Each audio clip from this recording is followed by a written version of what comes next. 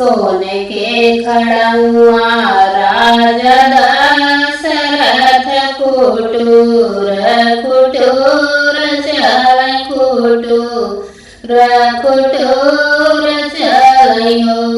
सखिया जाई पहुँचे माली फूलवरिया जहाँ मालिन फूल तोड़ जहाँ मालिन फूल तोड़ियो सखिया जाई पहुँचे माली फूलवरिया जहाँ मालिन फूल तोड़ जहाँ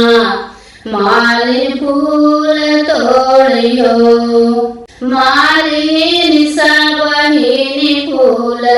कचनार बेरिया काहे धूमिलियो बेरिया काहे धूमिलियो मालिन सबहिनी फूल कचनार बेरिया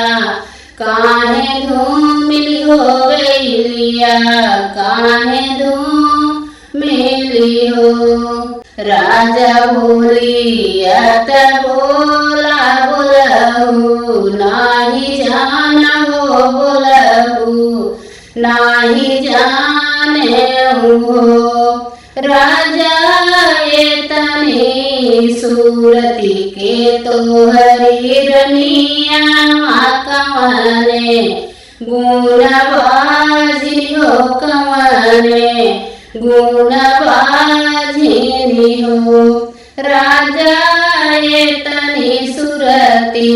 के तोहरी रनिया कमने गुणबाजी हो कमने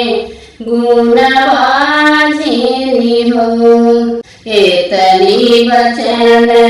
सुने राजा सुनहु नाही पावयो सुनहु नाही पावयो बहिनी घोड़ा पीठी भाए असवार महली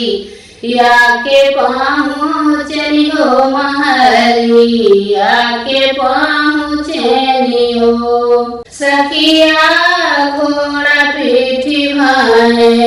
असवार महली या के पहुँचनियो महली या के पहुँचनियो गोड़े से तनाले चदरिया महली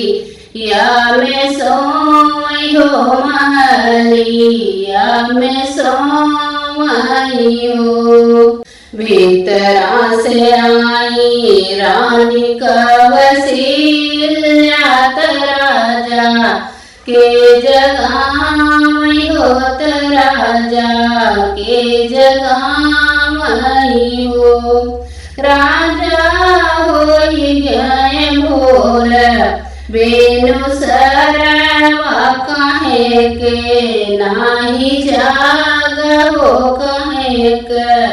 नाही जागे हो एतनी वचन सुने राजा तरनी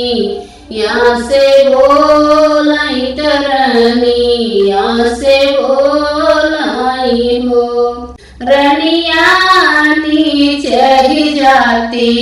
के मलिनिया होत तनवा हम कमारई होत तनवा हम